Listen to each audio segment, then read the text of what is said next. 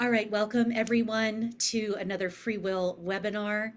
We are here today for a session about increasing donor trust in your nonprofit in 2025. And I'm thrilled to welcome a special guest from Charity Navigator. Laura is here to do a really informative presentation for you about increasing donor trust and specifically how the Charity Navigator rating can help you earn that trust in different ways. So we'll talk more about that at length after we get through a little bit of housekeeping here with you. So first, before we get started, as always, we will send the recording of the session and the slide deck to you by email afterwards. So just know that is coming your way so you can reference it or share it with others at your nonprofit. And this session's approved for one continuing education credit for CFRE. So if that matters to you, you're in good shape. Just make sure at the end of the session that you fill out our post-webinar survey. That way we'll know that you're here today in case we need to confirm that for you in the future. And throughout today's session, you have a chat available and you have the Q&A available. Please submit any questions that you have as we go along. We may try to stop and answer some timely questions in the moment. Otherwise, we'll save them up for a Q&A at the end. Now, our agenda today is very straightforward. Some quick introductions. We're going to pass it to Laura to get into the presentation, and then a Q&A and some follow-up resources right at the end before we wrap up. So with that, let's do some quick introductions. If I have not met you before, my name is Lauren, and I'm FreeWill's nonprofit training lead. So in this role, I design and lead exclusive trainings for FreeWill's customers, who we call partners. So you always have access to these great public webinars that are done twice a month, but once you sign with us, you have access to an exclusive assortment of trainings provided just for FreeWill partners, and that's what I get to do day in, day out. It's so fun. I've been here 4 years, used to be a nonprofit fundraiser, most recently at the Chesapeake Bay Foundation, where I purchased FreeWill for that organization and was a FreeWill partner before coming to work at FreeWill.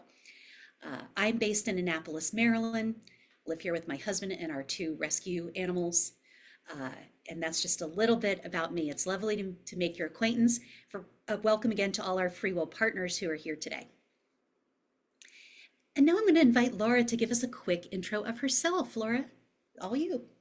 Hi, everyone. It's such a pleasure to be here. Thanks so much for FreeWill and Lauren for hosting this today. I'm Laura Andes, and I'm the Chief Operations and Programs Officer. And what that basically means is I'm in charge of the rating system. And so any question you have about our rating system, I should be able to answer. I've had a varied career, and I started my career at USAID. So all of you foreign international development orgs, I saw a few of you on there. I am with you in my heart and spirit, and hopefully this will be helpful to you. I then moved on to more domestic nonprofits and worked in affordable housing as an internal evaluator before I joined Charity Navigator coming up on 4 years ago. So I'm just really thrilled to be here, and I think we're going to have a really good conversation. Lauren, I saw your picture of your cat. My cat happens to be about to walk across my keyboard, so y'all might get a view to the fellow cat lovers out there. I'm just kind of trying to push her way off to the side. That's what makes these webinars fun in the real world. Yes, that's the truth about working from home, isn't it? But Right. pets are always welcome in FreeWill webinars and trainings, and it's Yes. getting better. And I'm All sure. right. So I'll share my screen and we'll just jump right in. Actually, before we turn it Oh, over sorry. to you, Laura, I had just a couple other items to share with everybody. Sorry. So I think a lot of you know that FreeWill is the #1 estate planning and plan giving solution in the United States. And so we've been spotlighted in a number of different media publications to that effect. We're now trusted by over 2,200 nonprofits. These are innovative, forward-thinking nonprofits who are working with us to invest in technology to grow their fundraising program.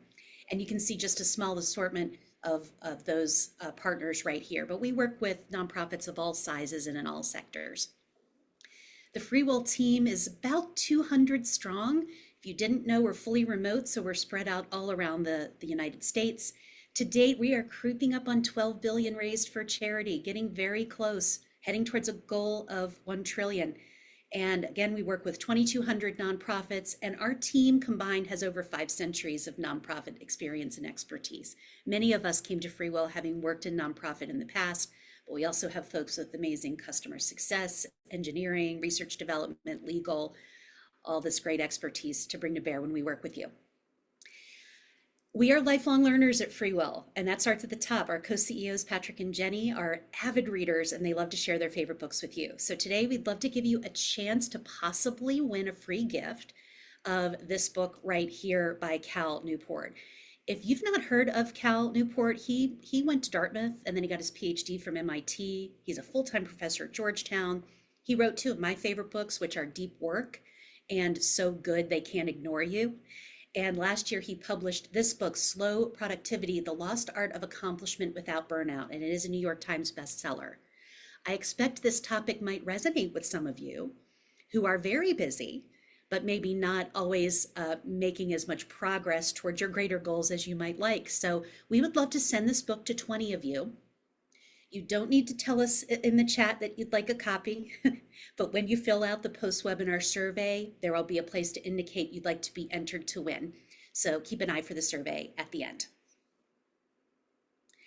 Okay, lastly, a few stats for you. We always ask how your week's going before the webinar. What I find interesting this week is that your happiness is down a little bit from 2 weeks ago. Your anxiety is up a little bit. They're just kind of meeting in the middle right here. But I think it says a lot about nonprofit professionals that look what's happening to your eagerness, right? As your anxiety increases, so does your drive.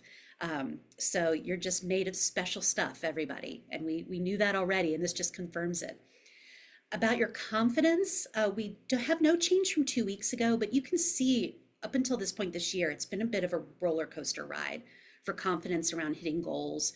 And overall, we are down a bit from where we were this time last year. So if you're feeling nervous about hitting your goals, you're not alone, but we can do this together. I think you have more to be optimistic about than you might think. With challenges come opportunities.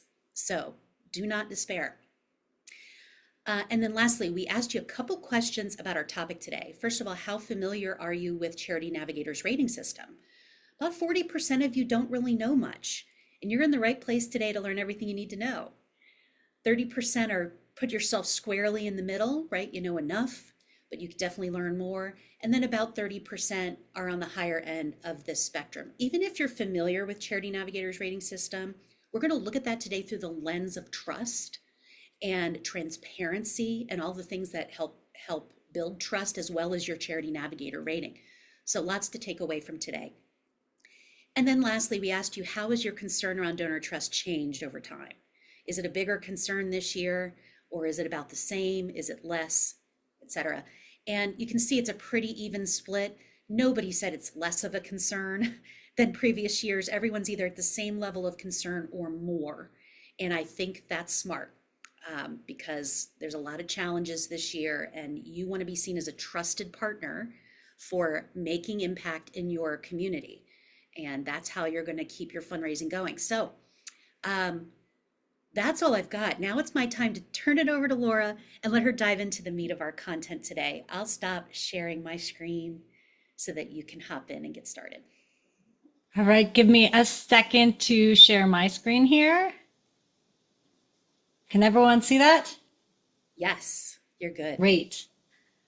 Well, trust is such a big issue across so many sectors, including ours. And so I'm glad to talk to you about how Charity Navigator is thinking about it. And I really hope you come away with something that, makes you think about how you're going to approach fundraising this year, or, how you want to position your nonprofit. I know we're thinking about within Charity Navigator, because we're a nonprofit too. So we're right there with you. So I actually changed the title and said Building Trust in an Uncertain Time. And I think those great graphics that were just shown shows what an uncertain time is. It wasn't lost on me that, confidence in achieving goals was tanked when the tariffs were announced. And then now we're back up as things seem more, well, I don't know. No one has a crystal ball, but things are changing every day. And that just makes a lack of predictability, just makes everything more challenging. So let's just talk about this. I love this quote from Warren Buffett, just to set the stage. Trust is like the air we breathe. When it's present, no one really notices, but when it's absent, everyone notices. And what I like about this is that we're starting to see that there's just an erosion of trust across so many different sectors. And so now we're starting to notice that absence of trust. And I think there's a collective reflection within the sector of how do we rebuild that back up. We, Charity Navigator, actually want to be part of the effort to maintain the trust in the nonprofit sector. And I'll talk a little bit more about that in a second. But what is the status of trust in the nonprofit sector? So, in general, this is a survey from a couple of years ago where they asked, how do you trust the following entities to do what's right? As you can imagine, trust across the board is pretty low. Large corporations and Congress are at like 5 to 6%, and nonprofits are by far the best at 39%. So we can say, yay, we're the best. However, that means 61% don't trust us to do what's right. And that's before this moment. So we are some of the most trustworthy organizations, more than religious and others, but we're still, not even a majority think that we're a trustworthy sector. And this slide always strikes me as, I almost feel like my personal mission is to move that bar up when this survey is repeated. So we've got trust is generally low and it's declining. So this was actually a study that came out across different countries about NGO trust. And here's the US way down here. This actually says 58, but it's declining. So we're declining year over year in trust. So we're some of the lowest trusted nonprofits across this group of sectors. And year over year, it's declining. And then there's a lot going on in the sector that's just attacking the trustworthiness of what we do. So this is a tweet. Many of you probably saw it from Elon Musk, and he said charities are the biggest scam ever, right? And more and more of these types of rhetoric is happening, particularly, in the last few months. And people are just starting to, I think that this is starting to seep into the social consciousness. So we've got a big challenge as a sector to really reverse this. And then we have this all in the context of what many of you as fundraisers know is individual giving has just been declining. Less than half of households are making a charitable gift, and that's just declining year over year. This data is old, but I think that I saw some data that showed that this is expanding. So, fewer people are giving more, which is great. So the overall dollars of giving are up. But if fewer and fewer individuals give, that's just going to erode the envelope that we all have to work on. And of course, trust and the lack of trust is just going to exacerbate this trend.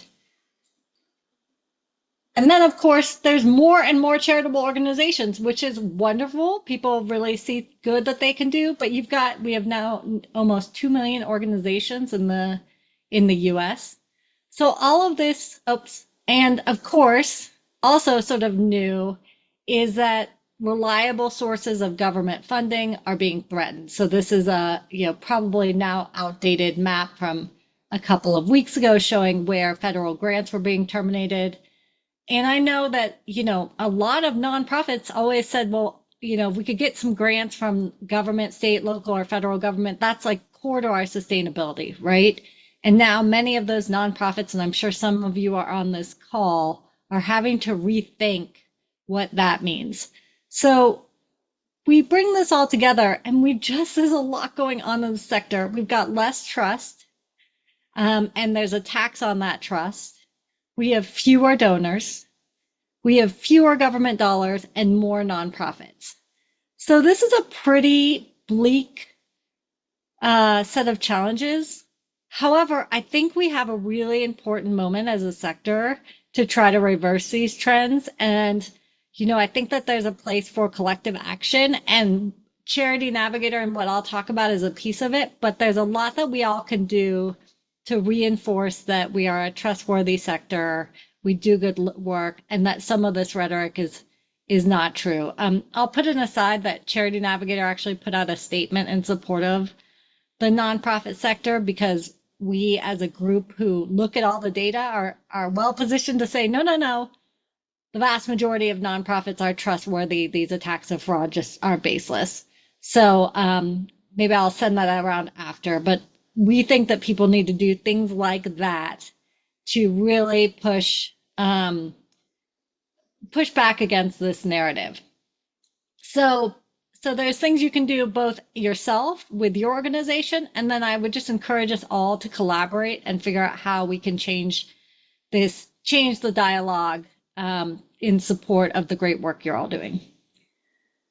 All right, so let's talk a little bit more detail. That was pretty high level, but let's talk about your organization and what you can do to bolster your trust, both from a rating perspective, and then these are just things in general.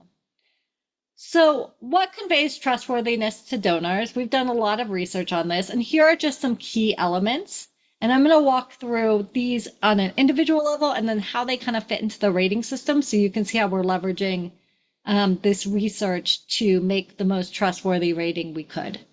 So, first things first is organizations have a clear, shared moral norms via their mission statement.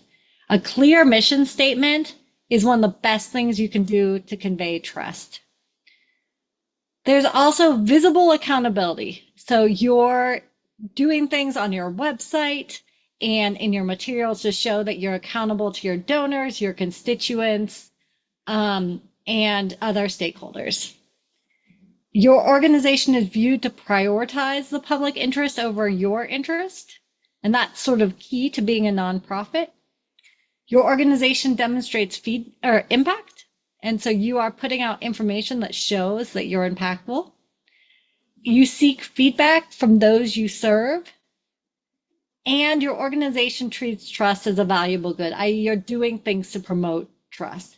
So all of these are evidence-based key elements of trust, and when donors see all or pieces of this, they kind of subconsciously get that sense of trustworthiness. None of this is rocket science, I don't think. All of this is probably you're like, duh, However, I always find that sometimes seeing those things written out makes me personally think about like, well, let me just double check that we're doing all these things. I think we are, but there might be opportunities for improvement. So if there's one thing that you can take away from this is just screenshot this slide and make sure that you, when you're thinking about your fundraising and your mission statement, all those have these elements. Now I'm going to talk a little bit more about the Charity Navigator system. By the way, do we have any questions in the chat? I haven't been able to monitor, so I just want to double check before I really dive into the nitty gritty. No questions yet. We're keeping an eye, Laura. Okay. But just enthusiasm, and I love seeing these new reactions coming in the Zoom. Yeah. Keep it coming, everybody. We love that. Yeah, thank you. That's nice feedback because sometimes you think, is anyone out there? All right, so let's talk about Charity Navigator. We think we are the preeminent trust marker, right? So when a nonprofit or when a donor sees that a nonprofit has this, they are getting that sense that you're a trustworthy organization. And we feel like we are just like a bridge of trust between the nonprofit and the donors. And our mission is actually to make impactful giving easier for all. And a key part of that is giving donors confidence that when they're giving to a charity, they can feel good about that. And I think this is going to become even more important if we head into more economically uncertain times and people are going to be a little bit more careful with their donations. Knowing that you've been third-party verified, I think will be just another thing that can help donors feel good about giving to your organization beyond all the wonderful work that you do. So let's talk about the rating and how it kind of incorporates multiple pieces of what I talked about in the previous slides. Oops, sorry. First, let's talk about who uses Charity Navigator. Lots of different players use Charity Navigator. Individual donors are our key users. That is, my mom always says, like the total Charity Navigator user. She doesn't give hundreds of thousands of dollars a year, but she is very careful and is religious about her giving. Then foundations and grant makers, we have a lot of foundations who use it for due diligence, particularly community and family foundations.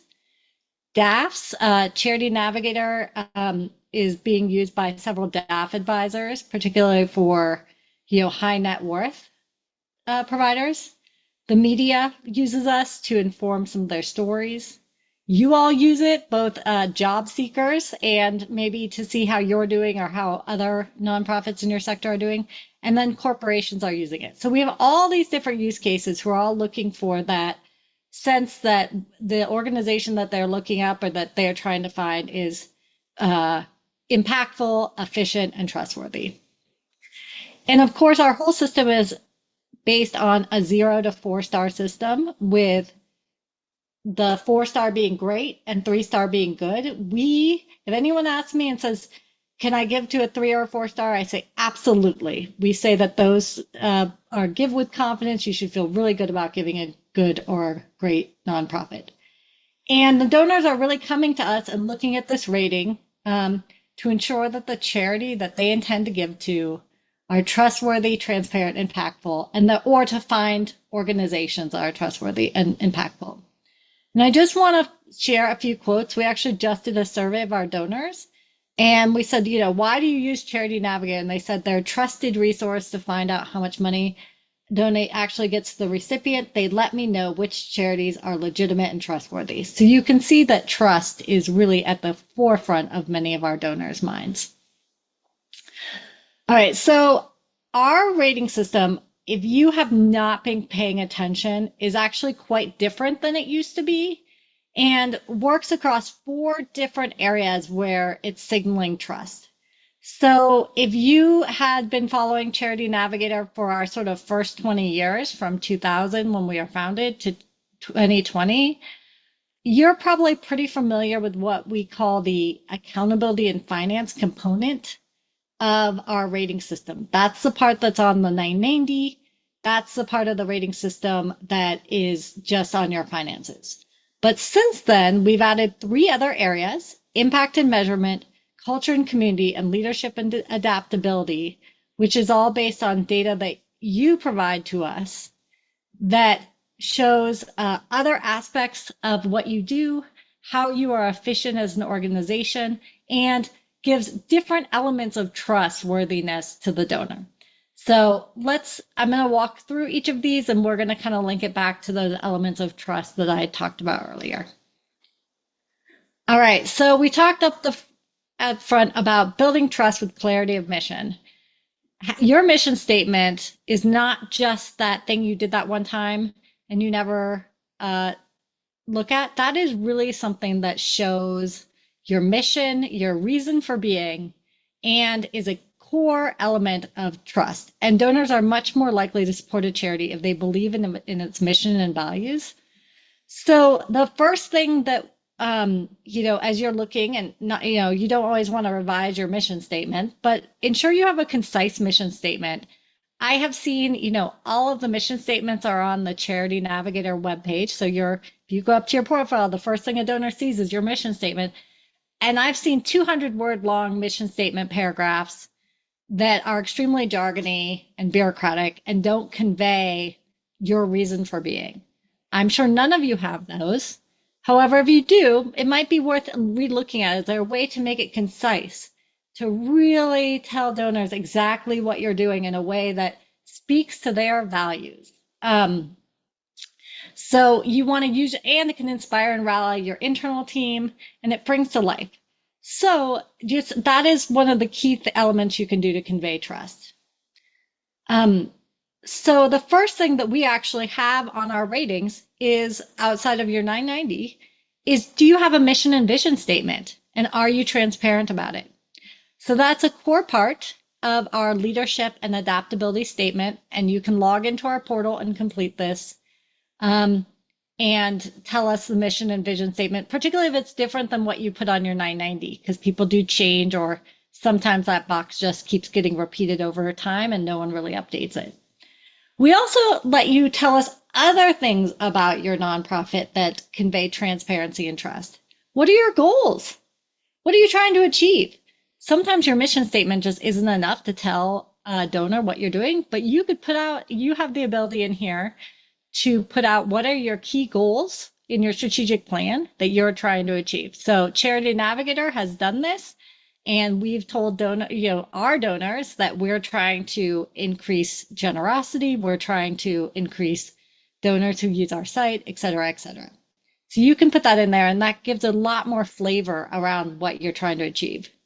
We also give you an opportunity to talk about how you're developing your leadership and how you have a culture of learning. And all of this is part of our leadership and adaptability beacon um, that is something that you can go into our portal and complete to tell this story. So you can, again, earn that donor trust by showing that you have a clear, articulated plan for delivering on your mission. All right. Laura, So, yep. a relevant question I thought you might answer. Someone very bravely asked, is it bad to not have a vision statement? Um, I'm probably not the best person to answer that question. The evidence is more around mission statement. Okay. So, a lot of nonprofits don't have vision statements, or they have a mission/vision statement. So most of the evidence I've seen is really around that mission statement, which is that key, concise statement. So I'll say from personal experience, our mission statement for Charity Navigator is to make impactful giving easier for all. We spend a lot of time wordsmithing that, trying to get that into a short, concise thing that says exactly what we're trying to do. So it is important. Gotcha. So Any other questions? maybe lean in the direction of mission statement, but if you have the bandwidth and the capacity to create a vision statement, it's not going to hurt. Yeah, exactly. Yeah, there's one other question that Christine asked about when a donor uses Charity Navigator, how do they know how much of any dollar is going to that charity? What's the metric that proves that, and how's that calculated? Yeah, I will talk about that in just a second. So give me a second, I'll get there. Yeah, that's a great question. It's like you're a plant. So, Well done. all right. So the next section I'm going to talk about that conveys trust is accountability and putting a foundation of responsible decision making and oversight. So this sort of goes back to the historical Charity Navigator rating that focused on your data available on your 990.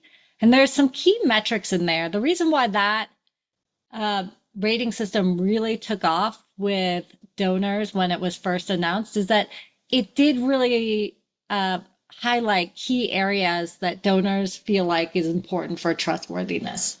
So again, these are all metrics based on your 990, but they're things that talk about that you've got responsible decision making and oversight. And the first one is, do you have an independent board?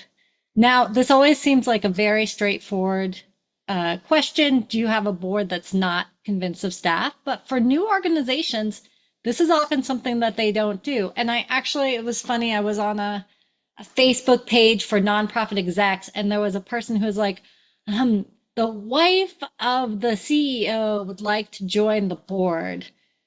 Do we think is that a good idea? And everyone who was in the comment section was like, no, you're not going to be an independent board. And that's how donors are pretty savvy. They would look at that and go, that's a little weird that the wife of the CEO is joining the board. And so that's the type of stuff that seems so simple, but can both build trust or reinforce trust or really erode trust. Other things like conflict of interest, maintaining those good governance practices, and just having all your legal requirements reinforces donor trust and nonprofit integrity. So, it's really important to establish and communicate that code of conduct for your staff, volunteers, board, and emphasize the integrity and professionalism and respect. So these are all things that are listed on your 990, and you check the boxes say that you have all these things or don't have all these things. And they might seem perfunctory, but they really just tell the donor that you're accountable and you've got this oversight and decision-making framework. So let's talk about financial health. And that is the other half of the accountability in finance. And that is where that age-old overhead metric is. And so I'll talk about that here. So this is a way, again, you can also show your sustainability and your accountability and trustworthiness. So most donors, when they think about trustworthiness, they do think about the use of their dollar. And so we have a handful of metrics that depend on what your size of your nonprofit is. If you're a smaller nonprofit, you will have liabilities to assets and program expense ratio. So program expense ratio is what we call overhead. So that is the percent of the expenses that go to uh, your program. And the inverse of that would be the percent of your expenses that go towards overhead. So I do want to stop here because I always feel like I have to reverse a sort of a myth that has gone out there in the nonprofit sector, which is the lowest possible overhead you have will get you the best Charity Navigator score. I will say unequivocally that that is not true.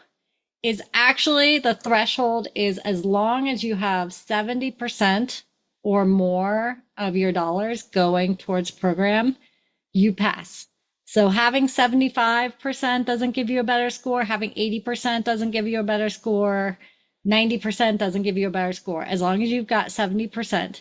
And I will tell you that over 2/3 of nonprofits pass this metric at that 70%. And we actually usually see it's almost like for those math nerds out there, like a bimodal distribution. So you've got most of the nonprofits up here, and then you have nonprofits who are, have like a program expense ratio of 30%. And I think you can agree that there's something happening at that nonprofit that donors should look into if you've got that low of a program expense ratio. Might be totally fine, but it's worth calling out. So please do not try to starve your nonprofit to get a very high program expense ratio. We're just looking that you're spending the bulk of your resources, 70% or more on program expense. We also have liabilities to assets, so it just shows that you're not too much in debt. And then for larger organizations, we have working capital ratio, which asks you have at least 6 months in your reserves. And then fundraising efficiency ratio, which is how much does it cost for you to raise $1. But that's a small percentage, less than 2,000 nonprofits of the 200,000 that we rate are rated on those two metrics. So this is financial health. And it just shows that you've got your ducks in a row, just like you would do with a company you're going to invest. Donors sort of think about it the same way. Hey, are there any questions on that? I kind of got on my soapbox there for a second. No, that was very helpful. And there's a few comments in the chat. Christine was saying that she was thinking it was more like an 85% to programs, 15% to overhead, and that she'd heard that from some funders. Now it's possible that some specific funders you were going to for grants might have a different expectation. So when you were saying 70%, Laura, that's sort of Charity Navigator's guideline for a minimum amount going towards program expenses. Yep, Yeah. exactly. And is that money all raised by development, or is that taking into account all money that comes in from all sources like fees or? Yeah, so this is actually on the expense side. So this is based on your 990. And in the 990, it's pretty clear. You have to say how much of your expenses went to admin, fundraising, or program. Those are the three categories. So it's less on the revenue side and it's more on the expense side. Does that Gotcha. make sense? It does, yeah. Jamie, let us know if that does not answer your question. Great questions, everyone. Thank you. All right, so let's talk about another area that conveys trust, which is asking for feedback. So this is under our culture and community beacon, and it shows that you listen to the people you are serving, whether that be your donors, your stakeholders, or your beneficiaries. And so we actually have a very short questionnaire that just says, are you asking for feedback from those groups and how? Feedback is actually a really great proxy for program quality. And those organizations that ask for feedback from the people they serve typically have higher quality and more effective programs because they're meeting people where they are. And this is actually really intuitive to donors. It's sort of, we actually often get requests from donors for like verbatim quotes because people want the Yelp model. They want to know that other people have looked at this nonprofit and provided their feedback. And so this is just so be able to tell that you're doing that and putting those systems in place is a really great way to convey trust and that you're really listening and trying to be responsive to what's happening in the world. It sort of goes back to the idea of, are you working in the public interest? Working in the public interest means that you are responding to the people you're trying to serve. So again, in our rating system, you actually get points for having feedback practices. And it doesn't have to be fancy. It could be a simple survey. It could be some focus groups. There's lots of different ways just to ask people you serve what they think and incorporate that into your programming. The last area that we rate on, and this is new, is impact. And all donors, whenever we ask, we say, what do you want to know? They say, I want to know if the nonprofit is impactful. Are they actually making a difference? And so our rating system really tries to answer that question. And we have sort of two parts of this, which is the nonprofit achieving its mission? And is it achieving its mission in a cost-effective way? So, and unfortunately, right now, we can't do this for every nonprofit, give you an impact rating, or a cost effectiveness rating. But we can do it for, we've got about 4,000 organizations that we've been able to rate on this, and we are working really hard to make it so that everyone can benefit from this. But when they do, it's an opportunity for you to share your impact with the donor and your sort of how much their dollar buys.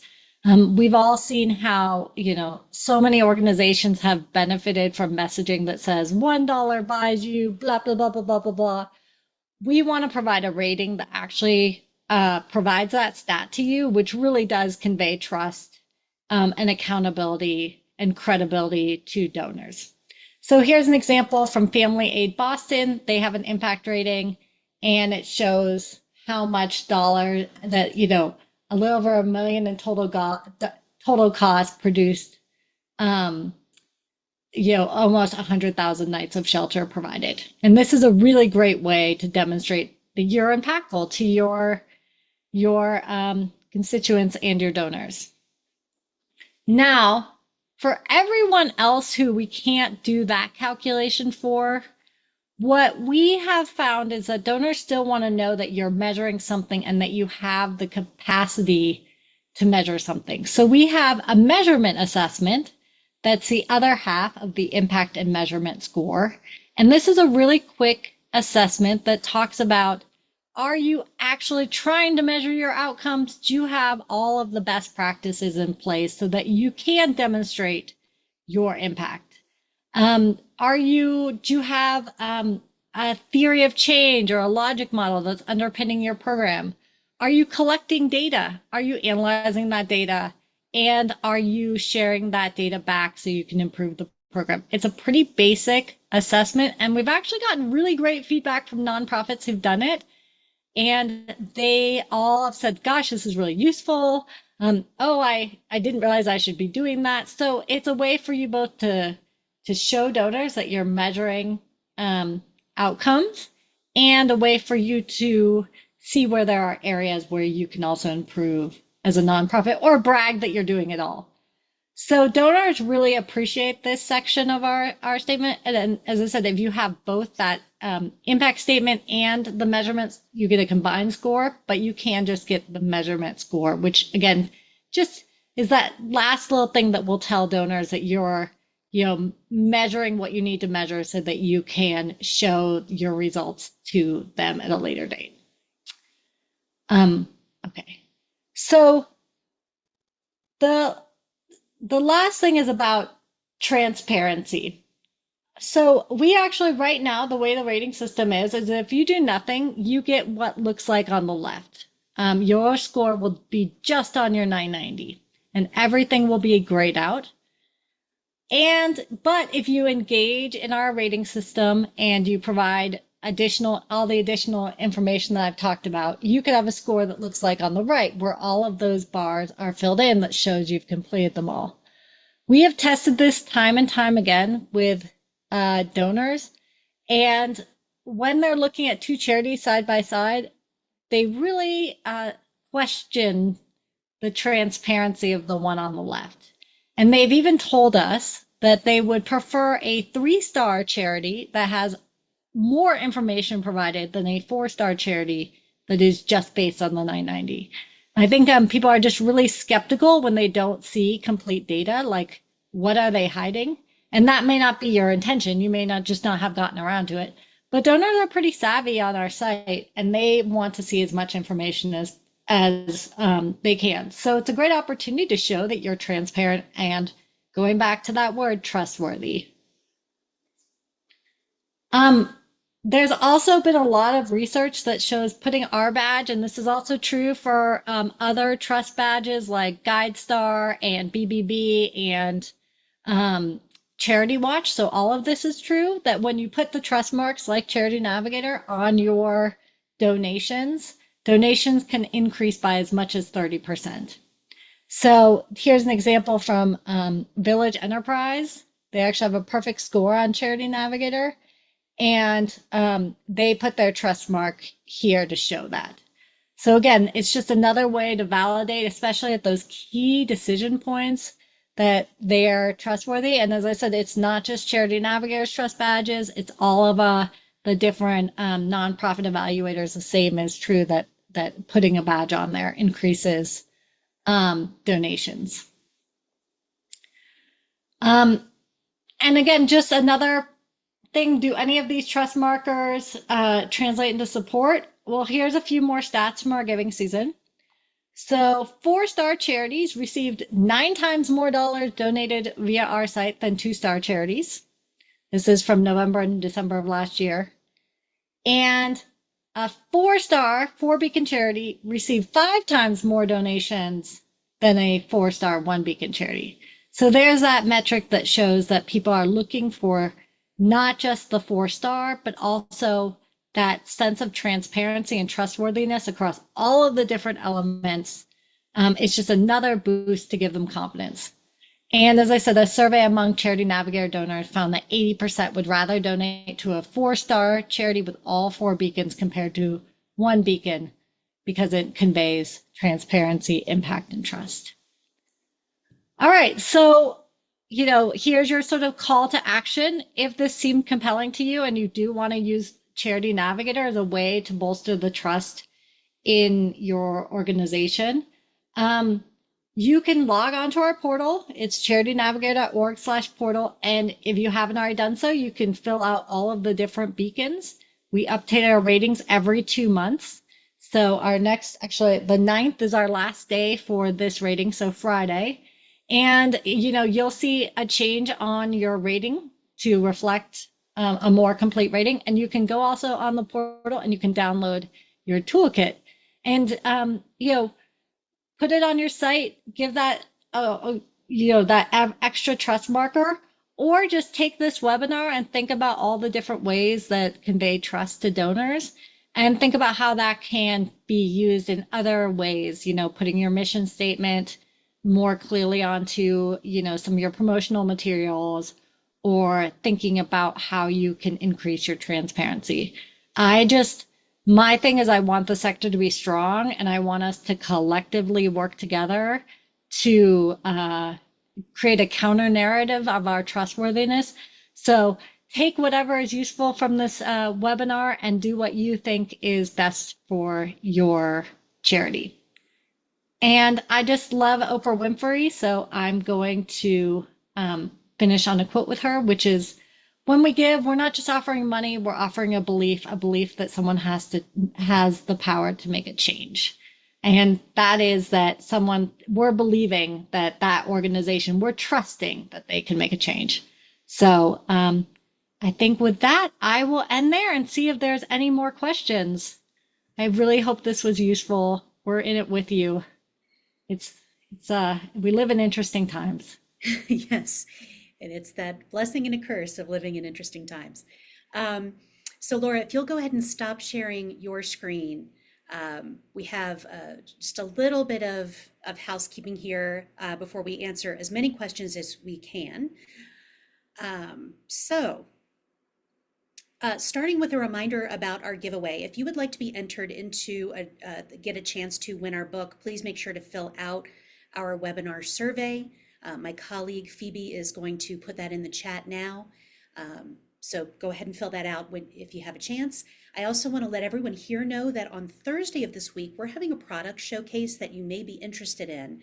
And so this is going to be about FreeWill's Smart Giving Suite, how to leverage technology to raise more of those tax smart gifts like stocks, DAFs, QCDs, and crypto. There's an RSVP item for that in the post-webinar survey. So if you'd like to learn more about that, I hope you'll join us. That is on Thursday at noon. And then next steps for today, fill out the survey. We do have another webinar coming up next week. That will be Patrick. He will be back in town and will be leading a session about how to unlock major giving from Gen X in 2025. And I also want to encourage everyone here to connect with Laura and I on LinkedIn if you want to follow what's going on with Charity Navigator or FreeWill. But do keep a lookout for our follow-up email as well, because it will have more information about how to reach Charity Navigator. If you have questions, it'll have the recording and the slide deck from today and other great resources for you to follow up with. So with that, let's answer a few additional questions, Laura, and some of these clearly came up as a result of your content. First of all, does Charity Navigator rate 501c4 nonprofits? We do not. It's just 501c3s. Okay, are there any plans to begin rating 501c4s in the future? There are not, but I always thought that's a business opportunity for someone. Mm, yes, well, that could be. um, Another question was, so, and I think you said this, Charity Navigator is updated every 2 months, is that correct? Yes, yeah. So every 2 months, on even months, about the first week is when we update our ratings and we pull in whatever data we've gotten, whether it's your updated 990 that we get from the IRS or something you've submitted. So our next update will be on or around June 1st, and but we have a deadline for getting data in by this Friday. And the reason is just so that we can double check and go back to you if something looks amiss rather than just creating a rating out of it. Gotcha.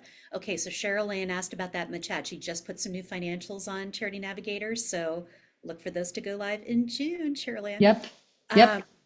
we had an anonymous question saying that this person's organization has 4 stars. There's no score in the impact and measurement or culture and community beacons. So the question is, will Charity Navigator at some point require them to share data under those beacons to maintain the rating? Um, we will strongly incentivize you. Okay, there you go. Um, okay, here's an anonymous attendee asking, they say they've received a lot of funds for disaster relief specific to hurricanes, but haven't quite spent all those funds. And they're wondering if that type of thing negatively impacts them.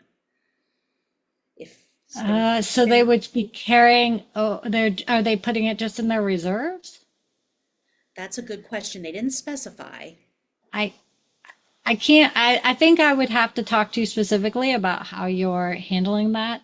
Yeah. I don't see a scenario off the top of my head where that would affect you. Unless you took all that money and plowed it back into fundraising and suddenly, the next year you're not doing much programming. But,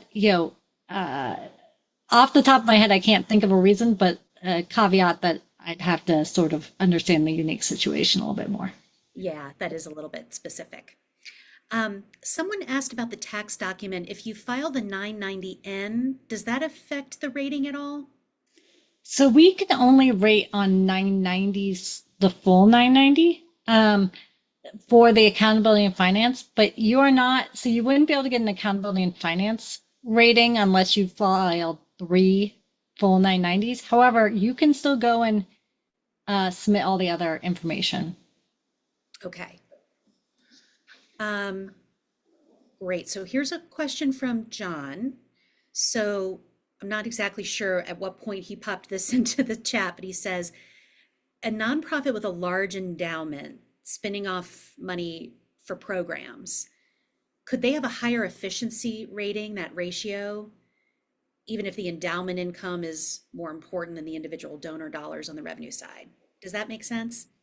Yeah, I would have to look into that. Again, that's pretty specific. My gut says no, but again, I'd have to look at your specific 990.